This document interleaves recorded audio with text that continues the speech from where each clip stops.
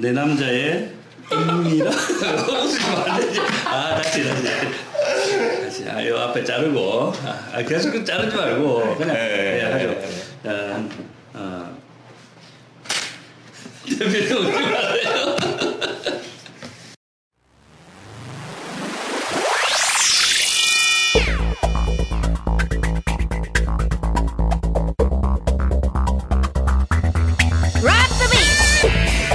내 남자의 은밀한 부동산 그 첫 방송을 시작하도록 하겠습니다.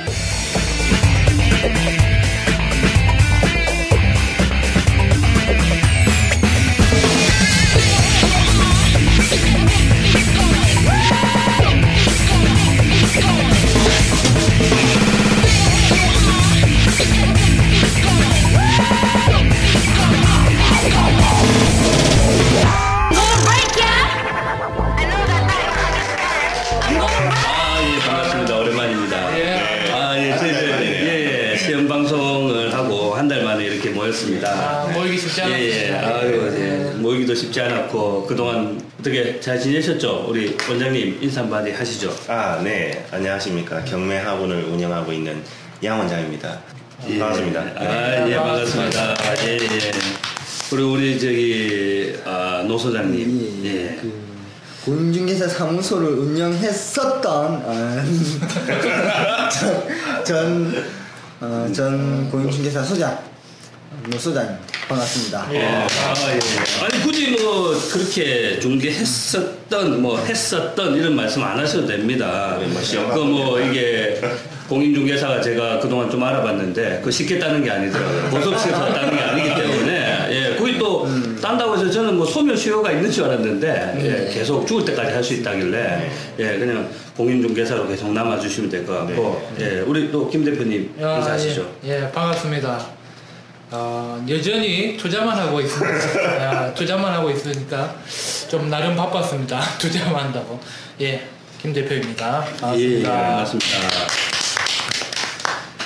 오늘도 사회를 맡은 저는 첫 시험 방송 때 양 박사라고 인사드렸는데 박씨가 사회자 아닙니다. 앞으로 저를 대박 사회자로 불러주시기 바랍니다. 헐 대박 사회자입니다. 양 박사입니다. 반갑습니다. 우리 오늘 방송의 주제를 요즘 가장 이슈가 되고 있는 부동산에 대해서 한번 나눠보는데 요즘 이슈가 뭐죠? 요즘 부동산의 이슈가 뭡니까? 요즘 어떤 왜 우리 학원생들이 어떤 물건에 가장 관심이 많아요? 아무래도 임대 수익형 부동산에 관심이 많죠. 수익형 부동산. 그렇죠. 맞습니까? 매월 월세를 좀 월세를 받을 수 있는. 그렇죠. 우리 투자자들도 수익형 부동산. 그렇죠. 이런 게 선호하는 편이고. 그렇죠. 우리 노 소장님 어떻습니까? 그런 수익형 부동산들이 거래도 잘 되는 편이죠. 그렇습니까?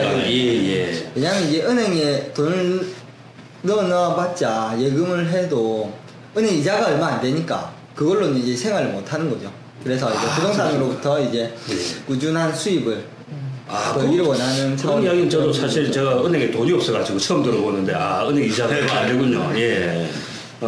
그래서 이제 우리 일반 서민들도 그렇고 그리고 또 그런 것도 있지 않았습니까? 왜 은행에서 이자 많이 줄 때는 저축은행인가 어디 이래 넣어가지고 부산에 보니까 자갈치에 계신 장사하시는 할머니들이 저축은행에 돈 넣었다가 그거 다 날려먹고 평생에 모은 재산 날리고 하더라고요. 그래서 좀 뭔가 안정적으로 좀 수익이 되는 부동산에 관심을 많이 가지고 계신 것 같습니다.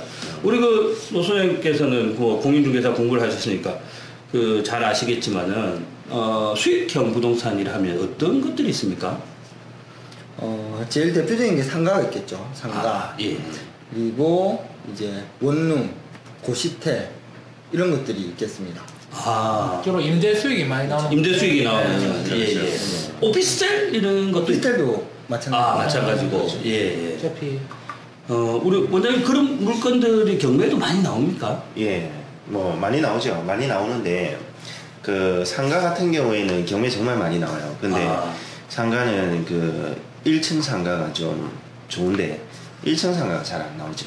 아, 그렇죠. 좋은 거는 잘 안 나와요. 잘 안 나오고 네. 장사가 잘 되니까 그렇죠. 안 안 나오고. 나오겠죠. 예, 안 좋은 거는 많이 나오고. 많이 나오죠. 예. 네.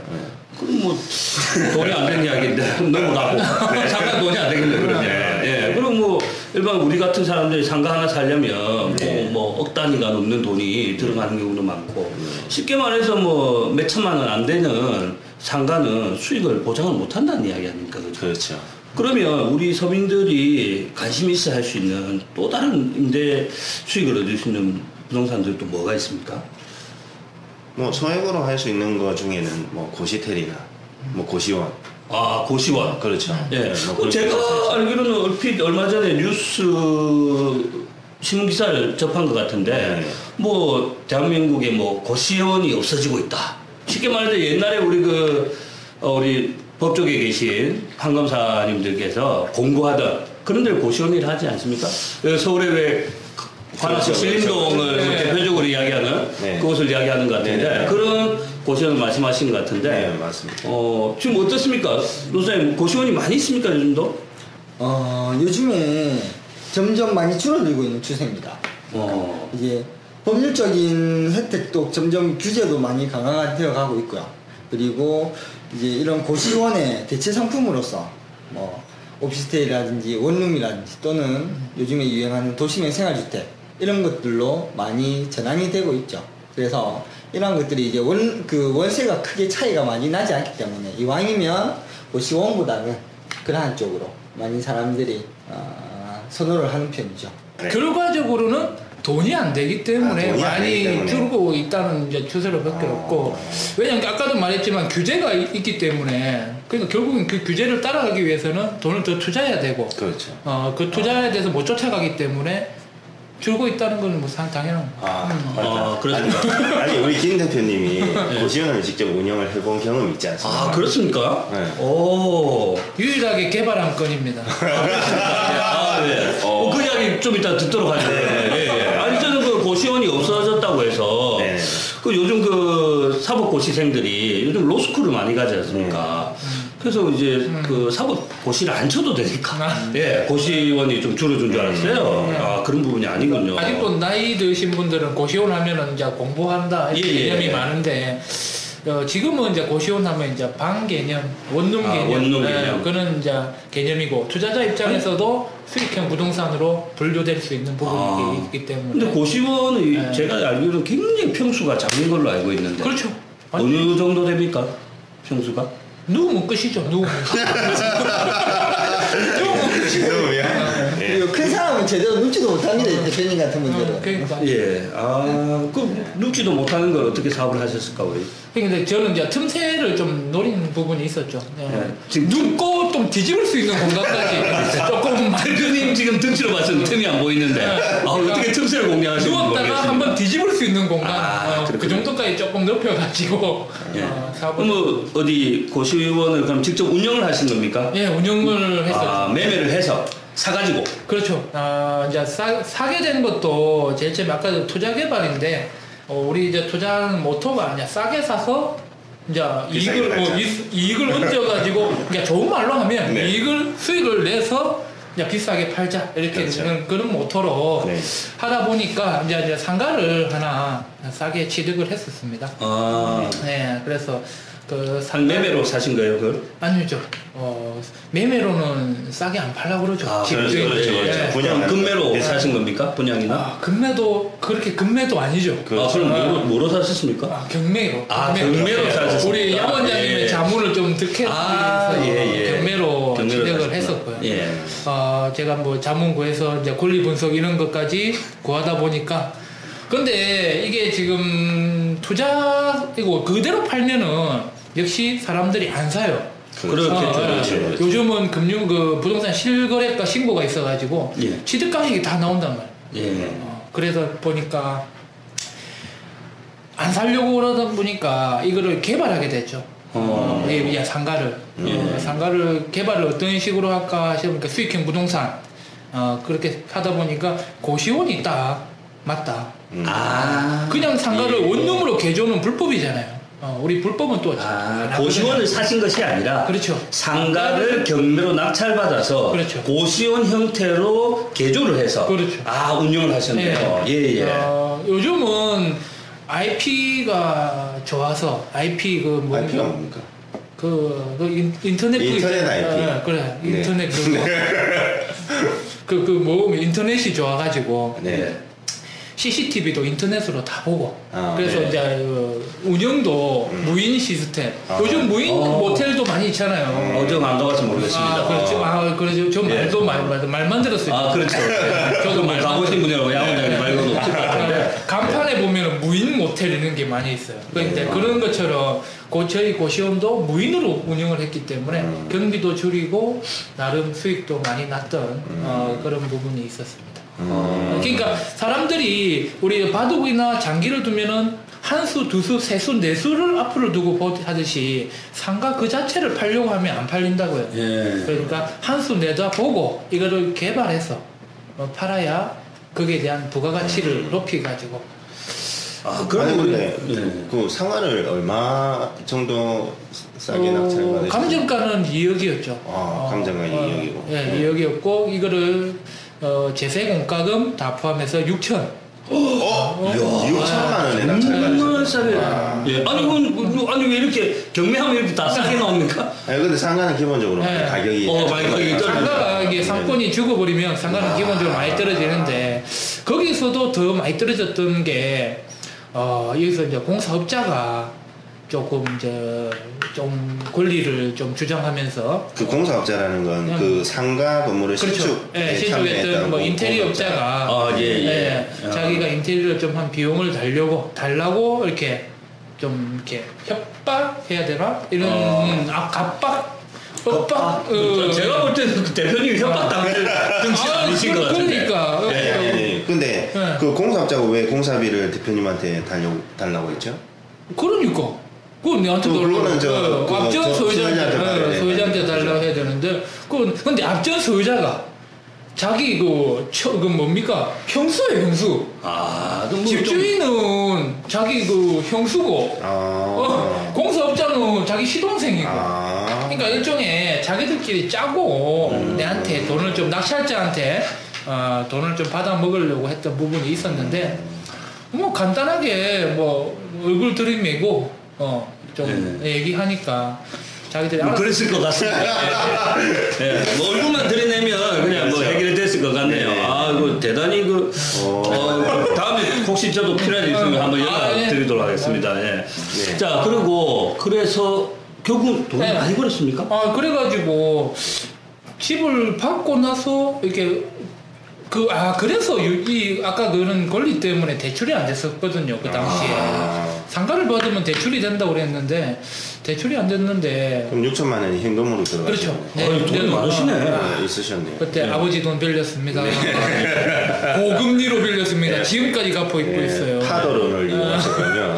그래서, 근데 나중에 돼서 이거를 명도를 다 받고, 집을 다 받고 나서, 상가를 받고 나서, 그때 은행에서 대출을 해주더라고요. 그때 대출을 7,500 받았어요. 그때 진짜 뿌듯했습니다. 아니, 6천만 원의 낙찰을 받았는데 7,500. 대출은 7,500. 이게 감정 가격이 2억이니까 가능했던 그렇죠. 대박입니다. 네, 맞습니다. 아니, 이런 물건 어디 또 없습니까? 저도 하나 소개해 주시면 제가 한번. 근데 상가 건물은 보통 경매로 낙찰을 저렴하게 받으면 그 당시에는 낙찰가 기준으로 받는데 보통 은행에서 1년만 지나면 우리가 경매 낙찰받을 그 감정가의 기준으로 60% 70% 대출받을 수가 있어요. 근데 나는 6개월 만에 받았는데 그때는 이금융 조금 금리가 높은 이금융에서 6개월 만에 7,500을 받았는데 나 솔직히 마음속에 악마가 있었어. 이대로 다시 날려버리느냐. 왜 1,500만 원 벌었잖아. 그래서 이거 가지고 7,500 가지고 결국엔 이제 고시원을 리모델링해서 그래서 7천만 원 정도 재투자해가지고 고시원을 짓다 보니까 거기에 대한 수익이 이제 나왔던 부분이 있었죠. 아니 이게 면적이 얼마나 되는 거였어요? 실면적이 180제곱미터. 그럼 몇 평이죠 이게? 55평. 55평. 전용 면적. 네. 그럼 방이 몇 개나 나옵니까? 지금 고시원 업자가 인테리어 할 때 23개 내준다더라고요. 23개. 23개. 방 그러니까 하나당 얼마 정도 수익이 올라옵니까? 임대 수익이? 근데 제가 실제로 했던 거는 이제 13개로 운영을 했었는데 예. 너무 좁은 방이니까 나름 조금 틈새 시장, 좀 평수가 넓은 데로 사람들이 올 것이다 이렇게 판단해서 좀 크게 지었어요. 23개를 23개를 13개로 해가지고 예. 방을 거의 30만원에서 40만원 사이 한 개다. 그럼 뭐 은행 이자 내고도 그렇죠. 예 월세 한 달, 수입이 뭐 네. 아주 많이 남으셨겠네요. 제일 처음 첫 달을 운영하니까 2명 들어왔었는데 그 다음 달부터는 꽉꽉 찼었어요. 무인으로 운영하고 대단합니다. 아니 그럼 390에서 520만 원 정도가 월 이렇게 들어왔다는 얘기네. 그죠? 그래가지고 뭐 이래저래 뭐 이렇게 뭐 세금 내고 뭐 그 공과금 내고 이래 하니까 200 순수익 200에서 300 사이 고정적으로 이렇게 꾸준히 나왔던 분. 사실 그 당시에 제가 회사를 다니고 있었는데 월급보다 더 많이 나왔어요. 대단하시네. 네. 그래서 나름 그러면은 이걸 그 6천만 원의 낙찰을 받고 그 공사비가 얼마나 들어갔어요? 약 한 7천만 원 정도. 그럼 1억 이게 3천 정도가 투자가 됐네요. 그럼 뭐 이거 얼마나 운영을 하셨습니까? 약 한 3년 정도 운영을 했었어요. 예. 3년 정도 운영을 했고, 그 다음에 이제 고시원이 필요한 사람, 우리 이제 한 사람한테 매각을, 통째로 매각했는데, 예. 사실 그 사이에 우리 이제 정부에서 주는 그런 정책들을 잘, 알아다 보시면, 창업자금 지원 대출이라는 제도가 있어요. 정부에서 주는 소상공인. 있죠. 소상공인 대출. 최대 3천인가요? 5천. 최대 5천만. 최대 5천인데 저는 3천만 해주더라고요. 그래서 결국엔 소상공인 대출도 저금리로 3천만 원 받았고 그것도 이제 고시원 운영하면서 점점 갚아 나갔고. 그럼 실제적으로 1억 3천 중에서 뭐 아까 뭐 상가 담보 대출로 아까 뭐 7,500 대출 받고 그러면 그 소상공인 3천 받고 그럼 실제 투자 금액은 뭐 얼마 안 들어갔겠네요. 그렇죠. 제 돈은 얼마 안 들어갔고 결과적으로 월 얼마씩 나오는 부분이 있었기 때문에 그렇죠. 그 부분도 다 수익을 잡혔던. 그럼 얼마에 파셨습니까 결국 이거? 얼마였는데 이게 1억 4천. 1억 4천. 네. 1억 4천. 근데 우리는 상가는 결과적으로 이제 이런 권리금이라는 게 있잖아요. 그렇죠. 여기서 은밀한 이야기가 좀 권리금까지 얘기해야 돼. 권리금은 얘기 안 하셔도 됩니다. 권리금은 어차피 그러면 이제 그 상가 건물만 이제 1억 4천이고 그렇죠. 모든 시설을 다 능가줬죠. 양도양수. 권리금은 어쨌든 많이 버셨다. 그렇죠. 그렇게 이해해도 되겠습니까? 자, 그러면 지금 오늘 그 수익형 부동산에 대해서 이야기를 하고 있는데 그 중에서도 이제 오늘 고시원 이야기가 나와가지고 대표적으로 고시원이 우리 양 원장님 이야기로는 많이 없어지고 있고 그렇죠. 또 우리 김 대표님 이야기는 물론 이게 과거 이야기지만 또 고시원을 틈새 시장을 공략해가지고 성공적인 투자 개발도 하셨다고 하는데 과연 그럼 이런 고시원이 투자의 대안이냐 지금 현재 그리고 또 이런 고시원을 비롯한 그 우리 흔히들 이명박 정부 당시에 대표적인 도시명 생활주택 이런 것들이 현재 어느 위치에 와 있는지 또 이런 문제는 없는지 과연 우리가 투자하는 데 있어서 우리 노 소장님이 그런 분야에도 또 전문가시니까 한마디 한번 해주시죠. 이 도시명 생활주택이 이명박 정권 들어서 그 우후죽순으로 정말 많이 지어졌습니다. 그 지어진 이유가 뭐냐면 첫 번째는 일단 대출이 많이 되었었고요. 그래서 공사업자들이 자기 돈 얼마 안 들이고 건물 지을 수도 있었고 그리고 도시명 생활주택 같은 경우에는 이제 주차장법이 많이 완화가 됐었습니다. 그래서 이제 같은 면적인 경우에 이제 일반 다른 건축물보다 훨씬 더 많은 세대수를 이제 집어넣을 수가 있었기 때문에 그 임대 수익을 원하는 사람들한테 이제 높은 수익률을 보장을 해줄 수가 있었던 거예요. 근데 이게 그렇게 해서 너무 많이 생기다 보니까 이게 주차장 문제라든지 여러 가지 사회 문제도 많이 발생하고 있고 그리고 지금은 공급 가임으로 해서 많은 문제가 발생하고 있는 상황입니다. 근데 그 도시형 생활주택이 그 외관이 그냥 일반 다가구 원룸 건물하고 거의 없사단 말이에요. 그러면 다른 건 이제 주차장 대수만 다르고 다른 건 다 그럼 똑같은 건가요? 겉으로 볼 때는 이제 그렇다고 보시면 되죠. 그렇죠. 겉으로는. 그래서 그 예전에 그 이 뭐 도시형 생활주택하고 왜냐면 이 도시형 생활주택을 또 모르시는 분들이 좀 계실 것 같아요. 저희는 알지만 그래서 이제 이런 것들이 다가구 건물하고 그 이제 어떤 차이가 있는지 이제 그런 부분에 대해서도 다음에 또 도시형 생활주택에 대해서 자세히 한번 이야기를 나눌 수 있는 시간을 다음에 가지도록 하고요. 어쨌든 오늘은 고시원에 대해서 이야기가 나왔는데 뭐 고시원을 이런 이제 고시원이 아까 뭐 말씀드렸지만은 수익도 낼 수도 있고 또 아까 도시명 생활주택에서 공급 가행률로 인해 가지고 이런 부분들이 아까 보니까 많이 없어지고 아까 고시원이 40% 정도 줄었다고 이야기를 하는데 혹시 뭐 이런 데 있어서 피해 사례라든가 이런 부분을 우리 노사님 알고 계신 부분이 있으면 한번 말씀해 주시죠. 피해 사례는 뭐 특별히 없을 것 같고 원장님 좀 아시는 게 있습니까? 예, 그것보다 저는 이제 개인적으로 좀 궁금한 게 대표님 고시원하고 고시텔하고 무슨 차이가 있습니까? 같은 겁니까? 같은 거죠. 아 같은 거요? 왜냐면 왜 이렇게 이름이 다르죠? 고시원은 말 그대로 고시원이고 고시텔은 말 그대로 고시텔인데 건물주 마음이 솔직히 저도 고시텔로 지으려고 했는데 주위에서 민원이 너무 많이 들어요. 왜 그냥 모텔 그런 느낌도 나고 그래서 그냥 저도 그냥 고시원으로 해가지고 민원을 좀 죽인 부분이 있는데 고시원보다는 고시텔이 조금 이렇게 좀 더 세련된 이미지고 옛날 보면 장려관하고 모텔하고 똑같은 데 가보면 그죠? 그렇죠. 전 가보진 않았습니다. 모텔과 장려관. 이왕이면 모텔 가지. 좀 영어 표기가 있다 보니까 그런 차이 아니겠습니까? 근데 이거를 어디에 짓느냐에 따라서 이렇게 뭐 대학가 근처라든가 이런 데면 고시텔이 좀 세련돼 보이니까 낫고 다음에 그 주거 위주로 있는 데는 이제 고시원이 아무래도 이제 사람들이 이제 그런 인식 차이라든가 이런 게 그것 때문에 막 사무실 같은 경우에는 이제 사무실 용도로 사용을 하게 되면 오피스고 그죠? 오피스에 주거 개념을 같이 도입을 하면 오피스텔 오피스 플러스 맞네 그런 건데 고시원은 큰 차이는 없어요. 고시 공부와 주거를 같이 하는 그죠? 아 그런가요? 네네네. 사무와 주거를 같이 하면 오피스텔이고. 우리 그 양 원장님 굉장히 그 다양한 분야에서 아주 참그 깊지 않은데. 궁금한 건 얼마 전에 저희 수강생 중에 한 분이 이 고시원을 이렇게 매입하려고 문의를 주셨어요.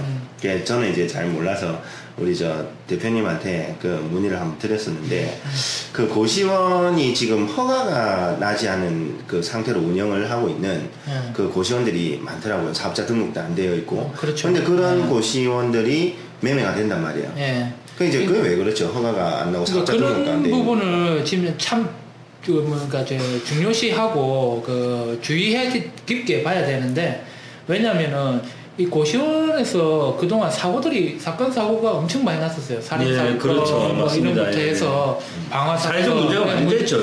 그렇다 보니까 문제가 될 때마다 고시원에 관련된 그 다중 뭐 그런 법이 있죠. 그게 이제 개편이 되고 고시원만 딱 정해가지고 이것만 진짜 고시원만 진짜 말 그대로 한마디로 표적으로 법률이 생긴 거예요.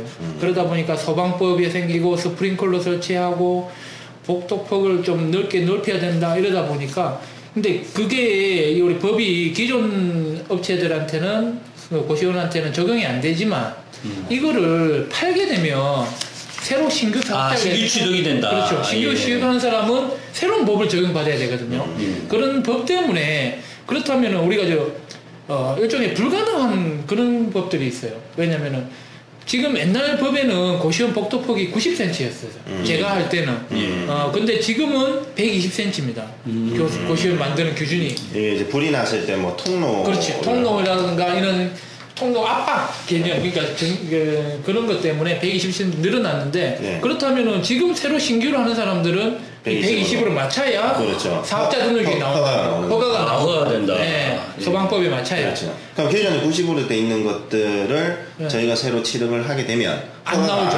안 나오죠. 당연히 안 나오죠. 이거는 그 사업자이기 때문에 기존 양도양수도 안 되고 그냥 새로 신규로 내야 되는데 결국에는 이게 사업자가 안 나오기 때문에 지금 현재 그 고시원이 매매로 나온다면 이런 건 굉장히 그렇죠. 예, 잘 살펴봐야 네, 되겠네요. 그 법을 잘 알아야 됩니다.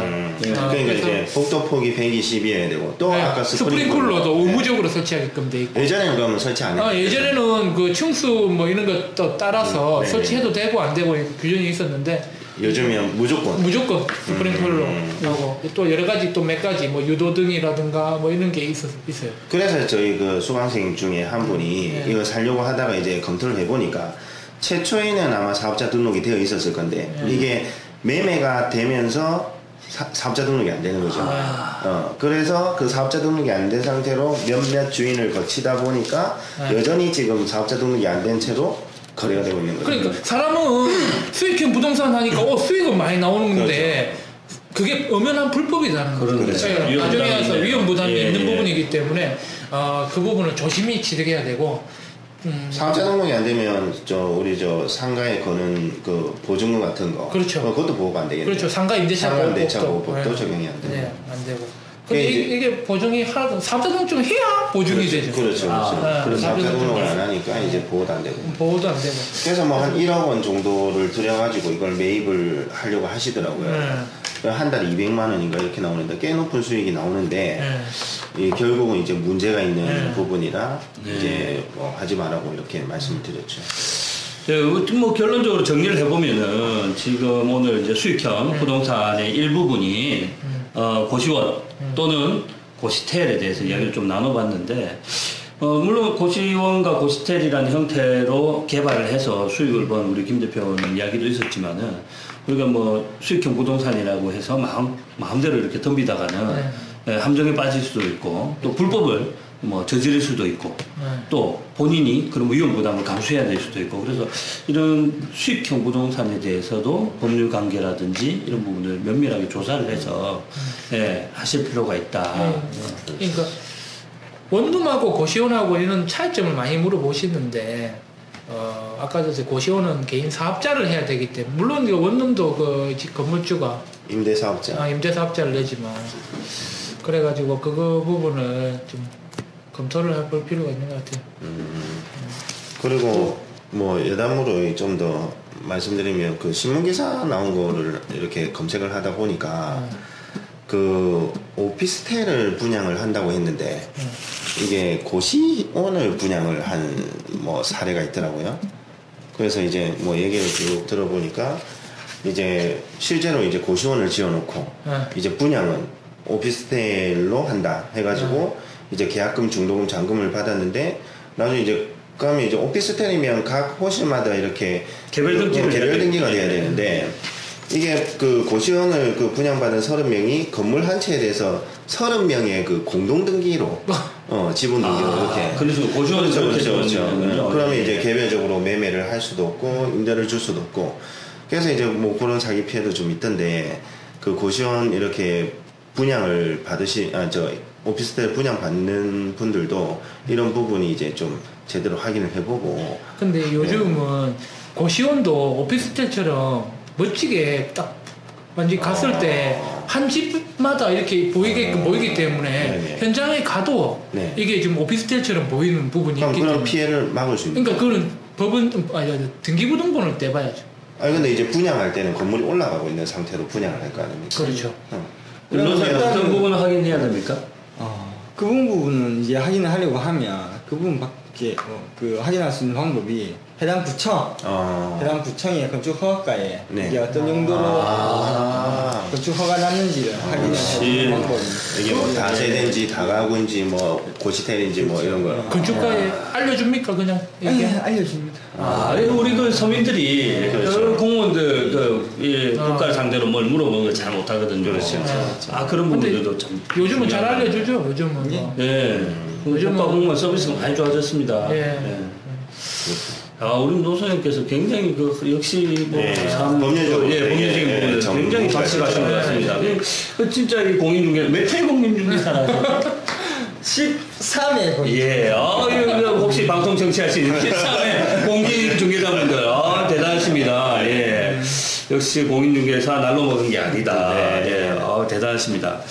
자, 그래서 오늘 이제 뭐 마지막으로 좀 정리를 하자면 시간도 좀 많이 됐고,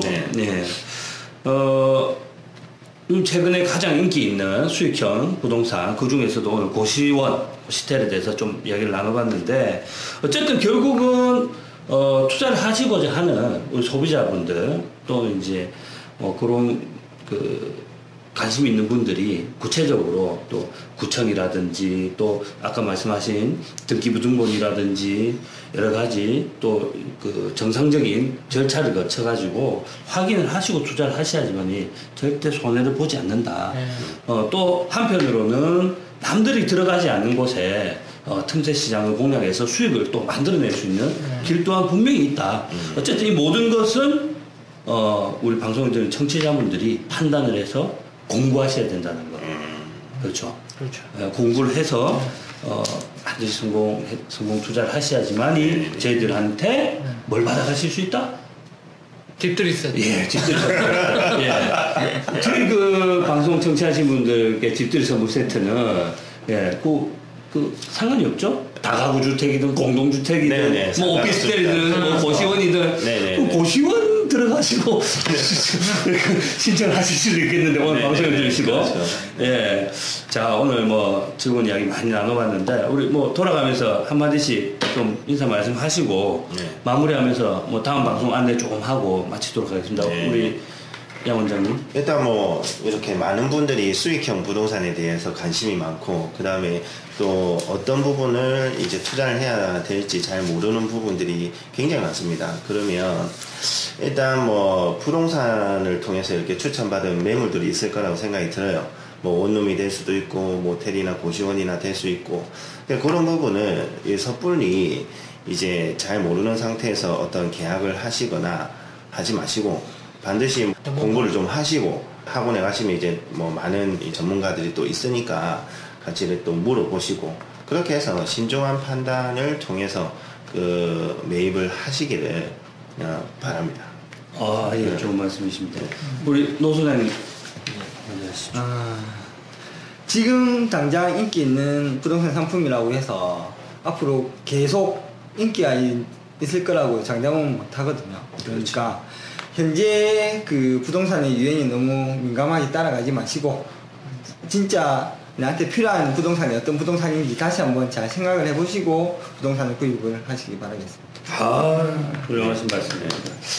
마지막으로 김 대표님도 한번 하시죠. 저는 남과 같이 해서는 남 이상 될 수 없고 결국에는 남하고 똑같은 그런 부를 창출할 수밖에 없는 입장인데 거기서 좀 더 나은 많은 부를 축적하기 위해서는 많이 공부하시고 결론은 남이 하지 않는 남이 보지 않는 그런 부분까지 볼 수 있는 능력을 많이 노력하시면 결국에는 좀 더 많은 수익을 창출하지 않을까 이렇게 생각합니다. 지금 많은 사람들이 수익형 부동산에 관심이 두고 있다면 지금 본인은 또 좀 다른 더 한 차원 한 수 두 수 앞서는 그런 능력을 배양하시기 바랍니다.